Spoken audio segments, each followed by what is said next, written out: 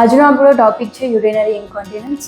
પેશાબ leak થઈ જાય છે એને યુરિનરી ઇન્કોન્ટિનન્સ કહે છે સાદી ભાષામાં. એના કારણો શું હોઈ શકે છે અને એને નિદાન માટે શું કરી શકીએ એ આપણે આજે જોઈશું. My name is doctor Bhavya Gosai and I M working in complete care physiotherapy clinic. તો પેલ્વિક ફ્લોર જે મસલ આવે છે એના વીકનેસના હિસાબે એ યુરિનરી ઇન્કોન્ટિનન્સ લોકોને તકલીફ ફેસ કરવી પડે છે. હવે પેલ્વિક ફ્લોર મસલ શું કામ કરે છે? આપણા જે ઇન્ટરનલ ઓર્ગન્સ છે જેમ કે મોટું આંતરડું, મૂત્રાશય, મળાશય, ગર્ભાશય એને જાળવી રાખવાનું કામ કરે છે. હવે કોઈ પણ કારણોસર આમાં કોઈ તકલીફના કારણે જેમ કે સર્જરી કોઈ કરાવેલી હોય, જેમ કે હિસ્ટ્રેક્ટોમી જેને કહેવાય છે કે ગર્ભાશય કે કોથળીને નીકાળી દેવું, પછી આવે છે ડિલિવરી પછીનો 3 થી 6 વીકનો સમય જેને પોસ્ટપાર્ટમ કહેવાય છે. એના પછી ઘણા પ્રોસ્ટેક્ટોમી કરાવે છે.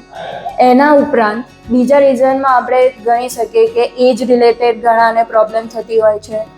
કોઈ વધારે પડતું વજન ઉપાડી દેવું, કન્ટિન્યુઅસ સ્ટ્રેઇન રહેતું હોય, જેમ કે મજૂર લોકોમાં રહેતું હોય છે.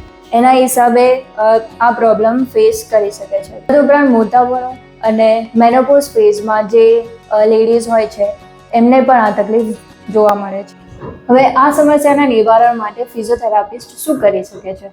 તો પેલ્વિક ફ્લોર મસલ અને કોર મસલની સ્ટ્રેન્થનિંગ એક્સરસાઇઝીસ જે આવે છે એ પરફોર્મ કરવાથી જે ઇન્ટરનલ ઓર્ગન્સ છે એ પ્રોટેક્ટેડ રહે છે. તમને એવું પણ લાગતું હશે કે આ તકલીફના નિદાન માટે કોની પાસે જવું? એના માટે તમે યુરોલોજિસ્ટ, ગાયનેકોલોજિસ્ટ, ન્યુરોગાયનેકોલોજિસ્ટ અને ફિઝિયોથેરાપિસ્ટની પણ સલાહ લઈ શકો છો. જો તમે પણ આ સમસ્યાથી પીડાઈ રહ્યા હોય તો નીચે આપેલા કોન્ટેક્ટ પર તમે કોન્ટેક્ટ કરી શકો છો.